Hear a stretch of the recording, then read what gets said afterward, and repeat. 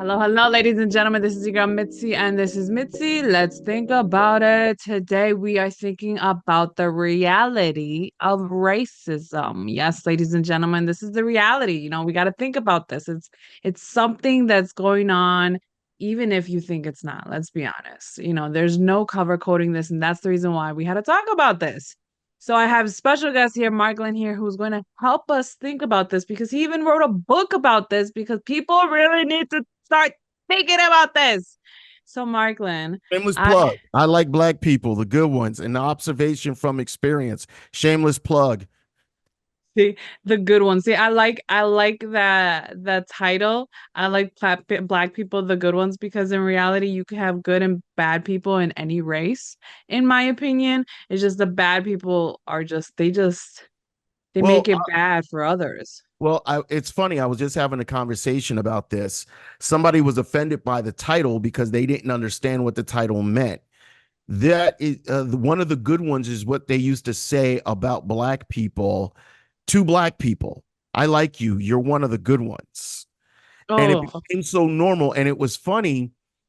When I boosted this on Facebook, the first time I boosted it on Facebook, it was funny how many white people took offense to it. And they're like, there's good and bad in every. They didn't read what the book was about. Excuse me. They didn't read what the book was about. They didn't take the time to ask questions. They just said, there's good people and bad people in every color. Sounds like a book about racism or perpetuating racism. And I used to, I'm the type of guy I like to keep the conversation going so that it'll get more traction. So I'll say whatever I gotta say just to watch the people go back and forth and banter. And it was amazing how somebody said, as a comic, you need to learn. They were telling me how I should be because I do stand-up comedy. And I'm like, if you know anything about comics, comics have multiple personalities. We have a very serious side. We have a very comical side. When I'm on stage telling jokes, I'm on stage telling jokes. When I'm talking about racism, there might be a little bit of comical pieces to it, but it's not comical. It's a real thing.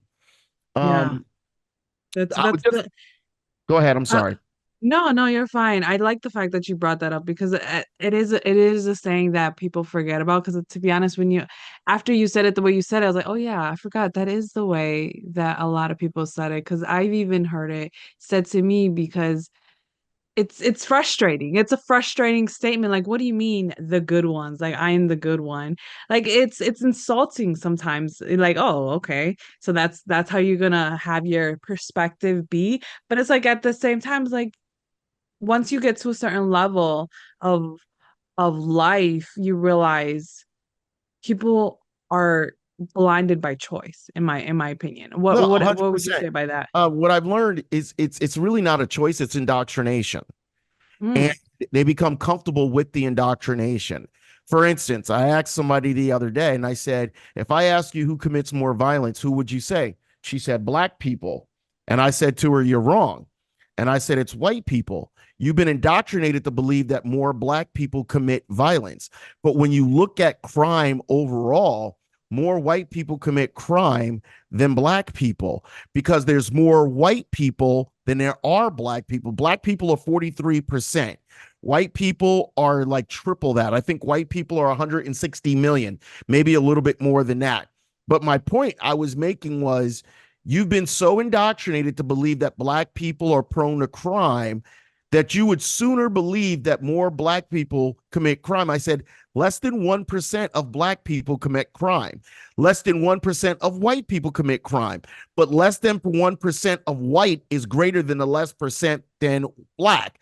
The perpetuation is they want you to believe that black people are violent. So when you watch certain conservative sites, they constantly show you black and brown people committing crimes and they underreport the white crime unless it's sensationalized. mm, Like, hey, this guy killed his mother, his father, his sister. Like they'll sensational the ones that are yeah. sensationalized, they'll put on the news, but they'll show you a black person doing a petty everyday crime. Why? Because the more they show it to you, the more you bought into black people commit more crime. But when Yeah. you go, but when you go do the stats and when you go do the information, Black populations are over policed. Why? More black people happen to populate poor areas. Poor areas happen to be, sadly, oversaturated with crime. Poverty and crime go hand in hand, and people don't want to talk about that. But when you go to poor white towns, crime is up, murders are up. It's the same thing. But they don't ever want to report it because they don't want to report that white people are prone to crime the same way black people are. Crime is not a color thing. Crime is a person thing. It is Yeah. about you needing things and not able to get it and not knowing how to do it. It's a rage of passion because I was passionate in the moment. Yeah, and just even circumstances, because sometimes your circumstances can lead you to do crimes that you wouldn't initially do. So that you're absolutely right. It can happen to anybody. It's like if you're pushed to a certain circumstance, something will trigger you to Yes. react in a certain way, maybe defending yourself, maybe robbing, maybe whatever the case may be. You fill in the blank, right? Let's be honest, you fill in the blank. If it comes down to it, if you can fill in the blank and you can do the act, you can do the act no matter what color shade you want to be or you want to claim. But it goes back to what it wants to glorify. Because if they can warn you to pay attention to those, they will distract you from all the other things that they're doing on the side or all the other things that they're 100%. capable of doing. But they don't want you to have that focus on them because why? Why Well, don't you here, want to? well, here's something that people don't realize.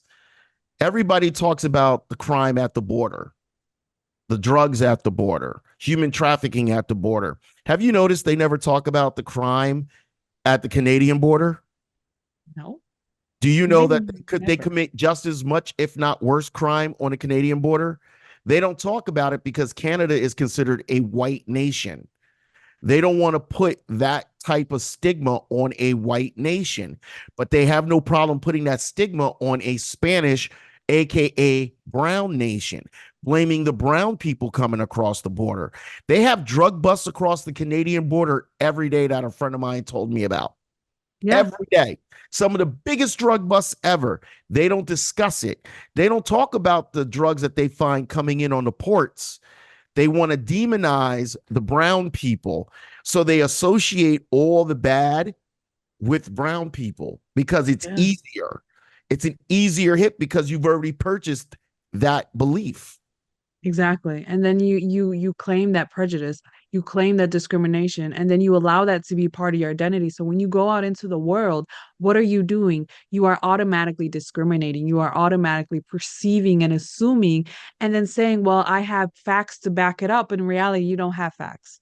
You don't have facts and you barely have experience because if you allow yourself to experience life, you'll realize that you know what? Color people aren't that bad.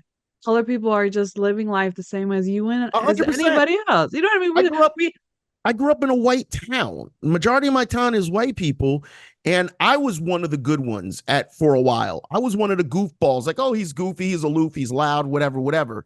And the second I started talking about racism, I became the racist. I became a race baiter because unfortunately, white people, even the ones that say that they have black friends or I'm married to a black woman or whatever, they think that they know more about racism than black people that experience it, than Spanish people that experience it.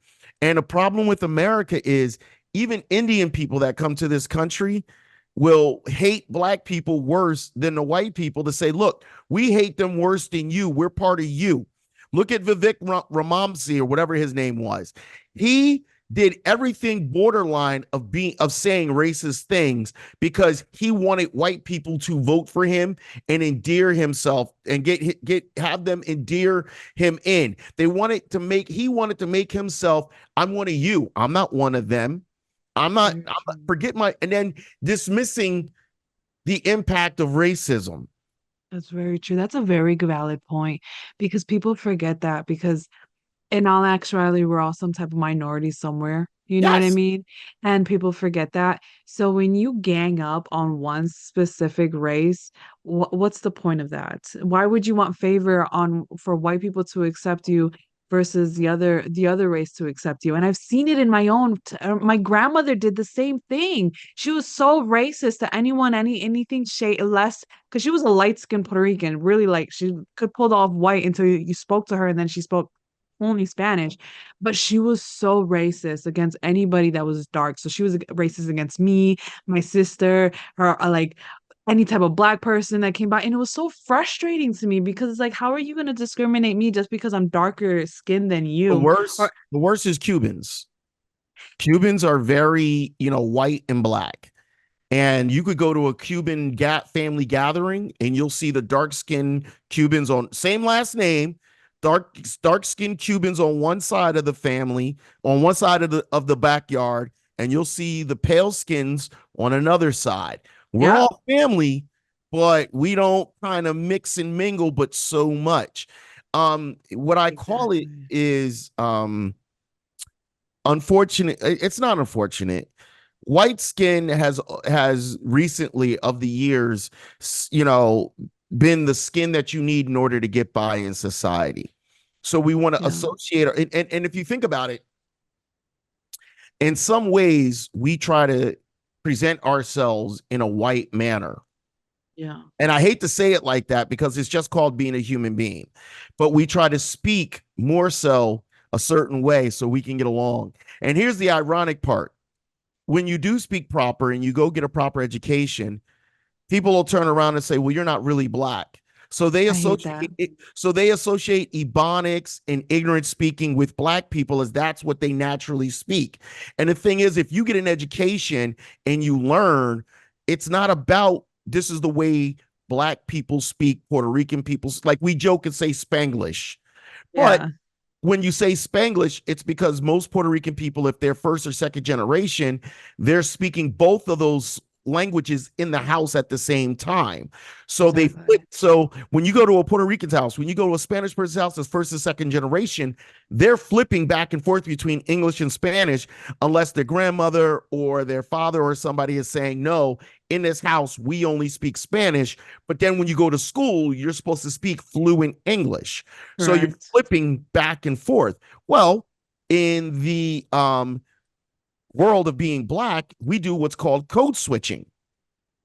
Now, I fail at code switching because I understand the slang, but I don't. If I tried to speak Ebonics, it would sound so horrible. It sounds like a black. I would sound like a white guy trying to be black. Know what I'm Yeah. saying? Know what I'm saying, son? For real, on the Yeah. strength, It's homeboy. it's Like it it's don't not sound right. comfortable. Yeah, it's not, it doesn't sound natural. It sounds forcing it. And I think it comes back down to why can't we allow people to just have their personality be whatever their personality is? We're so stuck in our structures and how we see and how we label and we categorize people that Yes. once we get out of that frame of mind of that categorization, we find somebody that we can't place in our box. It's like can't have you in my life or I can't deal with you. But it's like, no, we can interact with each other. We can deal with each other. We are all human beings, same organs, same functions, same need for life. Yet we are so stuck on just discriminating. So do you think that discrimination would ever ease up? Or do you think it's As always going to be an issue? everything that comes from racism about access and privilege, and I've got more than you. And Yeah, power. when someone feels like they're going to take something away because somebody has access to it, they don't want to admit that it's racism, but deep down inside, it's racism that's the problem. They don't want to think that somebody can have access to them. Let me tell you something. Because I speak about racism and I did some other stuff and I got things moving in a good direction, nobody wants the black guy that talks about race to be successful because to them he's a loser, to them he's a nobody. How dare he be? And the thing is, my angle is not to be a professor. My angle is not to be a teacher. My angle is to be an everyday guy who speaks out on racism and speaks the truth on racism. Racism is ignorant. But now you see them trying to level the playing field and say, well, black people are just as racist. Time out. How many black people have the power to deny you work? How many black people have the power to deny you a loan based off your skin tone alone? They don't want to talk about these things because when you talk about them, you're now getting into the substance. People don't want Exactly. substance, people want fluff. People want to believe the fluff that they've heard. They want to believe the fluff that they've been telling other people. And when you surround yourself with other people that think like you and don't expand your mind, I tell people all the time, if I'm a racist, I'm the worst one because I'm around white people 90% of the time. Even doing comedy, I'm around white people 90% of the time. I don't think you're doing this racism right. You know what I mean? I think you Oh, need I to failed fix at it. it. I failed at it. Honestly, I failed at being a racist. I've got Exactly. to I got to figure out a better way to be a racist. Right. Apparently so. Maybe you should be taking notes from them because apparently you're doing it all wrong, even though you're just trying to speak knowledge, speak facts, speak reality of the Well, situation. No more blinders, no more selective vision because so many people out there are just trying to see what they want to see. And like you said earlier, oh, but just because I'm married into a diverse or an ethnic different culture, different race, if you're married to black, whatever it is, they feel like, oh yeah, they have that upper understanding. But in reality, it's like it's so much more than that. Because like you said just recently, it happens continuously. Someone gets their house appraised, and as soon as they found out they're black, what happens to the house? It goes down thousands of dollars. and people don't want to discuss that. Nope, People do they not want don't. to discuss how color affects so many avenues. I remember talking to a friend of mine and she was Jewish. She said, "So what? I got to de-Jew my house." And I said, "But you don't see how wrong that is?" See, a Yeah, lot of people don't want the discussion because I think a lot of people don't want to admit that maybe they partly subscribe to the racism. yeah. They play the Mm, game of go along to get along. If that's the game yeah. I got to play to get along in life, I'll do it. And here's my thing. Why do I have to go along with racist, patriarchal uh, actions or policies that impact me simply because I have brown skin? Why do and here's the thing. People say the conversation is tough. The conversation is tough because white people who are racist need to step away and stop thinking that they know everything because they're white. Period. Or they forgive a random person because they are white. Like, I just want to forgive you because my ancestors. Like, I've heard Yeah. that before. Like, I don't here's the thing. I don't want you to feel guilt. I don't want you to feel guilty because your ancestors did something wrong. You should feel guilty because you subscribe to the wrong shit and do the wrong shit now. Excuse me for swearing, but it's you on a subconscious level subscribe to the wrong shit now. If we're exactly. so a couple months ago, about a month and a half ago, maybe 2 months, Eddie Murphy talked about when David Spade called him a falling star and the situation around it. And he said, I think racism might have had to do a little something about it. But David Spade and I are good friends. I forgave him. We get along. And I wrote to a guy, he goes, I heard the joke. There was nothing racist about it. And I said, it's not about what you think is racism. He's telling you at the time he felt as if racism might have had something to do with it. How about just respecting the fact that that's how he felt versus you trying to play and put this game of he has to verify the racism to you for it to be credible. I don't have to verify or validify any racism to you. If this is how I feel, this is how I feel. If you don't believe it, that's cool. Walk away from the subject, shut up, and move on with your life. But don't sit here and get in an argument with me about how I feel about something because when they tell you my feelings are invalid, they're telling you I'm inhuman and you're not, and you can tell me how I should feel versus allowing me to feel how I feel. And when you look at the world around us, this is what's going on with one of our political parties. They're basically saying, this is what we think, this is how we view, and we don't care if this is how you feel. So in a Trump world, it's fuck your feelings, vote Trump. But isn't your feelings involved with it when you say fuck your feelings? Isn't your feelings involved with it when you're telling someone that you love this man so much that you'll believe anything he says? Basically, what you're saying are my feelings matters and yours don't. So shut your feelings down and make mine the important ones. And that's what's going on. So when people ask, how can a racist piece of crap like Trump get to the top? Because so many people have harbored racist, sexist, homophobic, xenophobic, anti anybody that's not white, so-called evangelical Christian in this country, that they have decided that their game is, I see someone who, despite the evidence that he's a con artist, he makes me feel heard. But you know what's interesting though is that despite the fact that we are trying to move in a more emotional, mental wave of acceptance, we still are so fast to knock everyone's feelings down Of by course. just what you just said. You know what I mean? Of And people don't course. realize that. Like, how are you going to devalue me when you are trying to also state that I have value in so many ways? Like, you are contradictory. There's so many And people, contradictions in this world that it's frustrating to hold on to truth when truth has escaped a lot. The truth has walked out of the door the a truth miles hasn't ago. the truth hasn't escaped. I'll be honest with you. The truth hasn't escaped. What's happened is people have said how you feel is more important than the facts. Oh, that's So interesting. when people think that what their emotional connection matters more than how the facts are played out. For instance, yes, more black people kill more black people.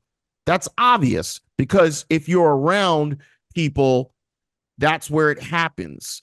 More black people hang around black people. Yeah. More white people hang around white people. 86% of white people kill white people, but you Hmm. don't hear them talk about white on white crime. No. Most Puerto Ricans kill other Puerto Ricans. Why? Because Puerto Ricans are around other Puerto Ricans more often. But we don't talk about Puerto Rican on Puerto Rican crime. More Hmm. Asians kill other Asians. Why? Because most Asians are around other Asians. But we don't talk about Asian on Asian crime. The No. problem is that they talk about black on black crime because they want to consistently make black people as a level B and or level 2 player in the game. They don't want to admit that black people have been on the receiving end of bad treatment physically, verbally, mentally, and politically.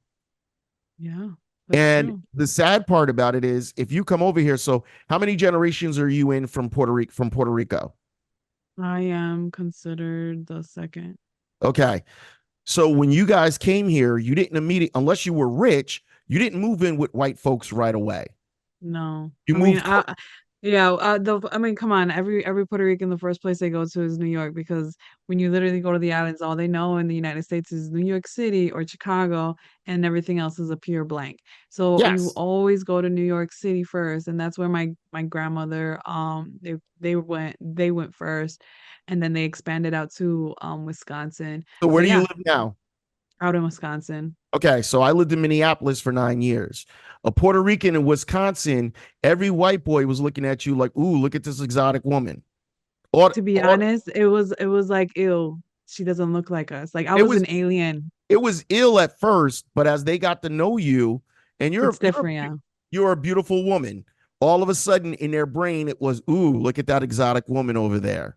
You became more an object of desire than a valued woman, Yeah, because now it was ill at first because they didn't recognize, and then as you got older and more beautiful, you became an object of desire because, oh my God, she doesn't look like Becky Sue, because Becky Sue looks like every other girl.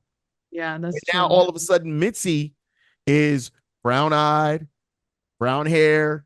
I'm pretty sure, no offense, a little bit on the curvy side of things compared to the other girls out there. I So the boys, the white dudes out there was like, "Ooh, I want me some of Mitzi." And then you're looking at them like, "But I'm the same girl that you did not like. I'm exactly. I'm the same woman you did not want touching you, did not want coming near you, but now all of a sudden I'm the most beautiful exotic thing you've ever seen." Mm-hmm. When they think they've got a need for you, then they look at you differently. That's But very when they true. have no need for you, so like if you basically never blossomed, if you were still the new Ugly girl, duckling, never, yeah. it would have been, yeah, she's Puerto Rican, but she's always been that ugly duckling. We don't care. When Yeah. they see you and they need you for something, they'll use you for something because Yeah. they don't want to admit that they really don't respect you. And of course, there's people that are an exception. Every person in my life that's white, majority of them are the exception that I know of. And I know there's more. Hmm. Like I always tell people, if you're not racist, nothing I talk about racism should offend you. Matter of Right. fact, Matter of fact, you should be cheering me on because I'm trying to make a difference. I'm not trying to tell you to Exactly. stop being white. I'm not telling you to be ashamed of being white. What I'm Mm. saying is my experience is different than yours. That's the reason why I loved your book, because in the very beginning when I was reading it, I had to write down this quote because I loved it. It was so ingrained that they did not even know it was racism. Because right there, if you are against what you're trying to just do, then you're automatically in that category of just racism, because you're not trying to promote racism as if it's a good thing, as if like, oh, people should do just be racist. Like, no, that's not your point. The point is just to open your eyes and just realize, like, this is my experience, this is my perspective, this is what I've seen, heard, visualized it, and embodied in so many ways and more. So to devalue your book is devaluing your feelings, your experience, and your life, and all that you are and all that you're going to be. And that's wrong. That's absolutely wrong. The So what are your hopes oddball, for? the oddball side of it is so let's use you for example. You're a Puerto Rican woman living in Wisconsin. Do you live in the Milwaukee area or do you live more rural? I live in the Milwaukee area, but I used to live in the rural area. And the rural areas, oh my goodness, when I say you walking in and all eyes are on you, it's super uncomfortable. And Like none of them literally, will if you're ever understand outside that. of Milwaukee, automatically rural. None of that. And here's the thing, nobody will understand walking into an all white room. And because you look different, you change the dynamic of that room. You're a Puerto Rican woman. You are embraced by other Puerto Ricans that might live in your area, even other Spanish people, Mexican people, because you guys have a similar experience. Not the same, but similar. But imagine Mhm. me, a black man that grew up in a white town, saying, I know what you went through living in Milwaukee. And I'm like, no, the hell I don't. Because you're a woman. I don't know what you experienced. I wouldn't begin to understand what you experienced. And have you worked in a corporate world yet? I have, I have. So working in a corporate world, you probably experienced more sexism and more objectification Yeah. because people looked at you as, ooh, Yeah. I mean, that's mm, automatic. That's hook up, automatically hook the up, issue. hook Yeah. up. Let me flirt to hook up. Yeah. And It's I mean, frustrating. I learned to stop telling women I'm not trying to hook up with them when I try to help them, because then it sounds like I'm trying to hook up with them. But the reason why I do that is because I want them to know, like, listen, I don't need sexual desires in order to help you. I don't want favors. You know what I want? I Yeah. want to, it's in a comedy world, it's hard for women to get through. So when I help them like, hey, you need to find your voice. You need to be doing more mics, blah, blah, blah, blah, blah, blah. I try to help them find where they at, what they're doing, whatever. What I want people to learn from racism is have a conversation. Open up, Conversation. close your mouth. Stop thinking you know something. Stop looking at the person with pep. Oh my God, I can't say the word pepicism, whatever the word is, pessicism, whatever the word is. We'll figure it out later on. You could put it in and edit it. Stop looking at the person as if you know more about the subject already. So how dare they try to address you? Mhm. Understand that this is an opportunity for you to learn. Mhm. Period. This is an opportunity for you to learn. Shut up and learn. There you go. I like Listen. that. Listen to what the person is saying to you. Ask more questions than respond. Don't listen to respond. Listen to learn. Listen to Mhm. understand. Somebody told me a wild stat the other day. 75% of the comics out there are white men. Think about all the funny comics you think of. 75% of them out there are white men. And then the numbers drop for women, black people. It Yeah. drops. Why? It drops because the opportunities created for other people So are minimal.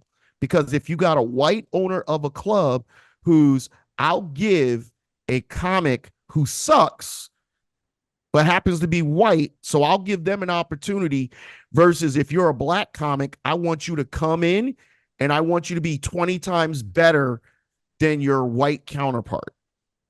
And people don't understand that experience that black people, Spanish people, Latin people experience in this world. We need to be better than our counterparts to be seen as equal. there you go. I So like my it. counterpart can be mediocre funny, Hmm. right? No stage presence, barely know how to write a joke. I'm going to give them an opportunity because at least they get on stage. I come on, I'm a little bit better, but I'm not exceptionally better. But I'm better, but I don't have a name. So, oh, he doesn't have a name. He's not a draw. I'm not going to give him an opportunity. But you're giving an opportunity to somebody who doesn't have a draw, doesn't have a name, doesn't know how to do the work. They're really not, they're funny, but they're not funny. But hey, she's cute. Hey, he's kind of whimsical. Yeah. That's that's the difficult of life, is that unfortunately people will always have that discrimination to label and categorize people just to meet the pleasure of people's eyes, unfortunately. Oh man, this is a really good conversation. If anybody who's listening who would like to know more, would like to access to Marklyn's book, go check him out. I have his website on my website. Go check it's under his lovely photo. Just right there. Just click right there. And you have all the access that Marklyn is offering to the world, just so that we can start thinking about this. And on his website, he has so many great points to continue on thinking. Why wouldn't you want to check it out? Especially if this resonates with you, especially if this is something that you are passionate about and you are willing to learn and willing to shift your perspective. Go Check check the him out. book out. The book ain't going to hurt Exactly. you. Exactly. That's not going to bite you. That's for sure. You The go book check it out.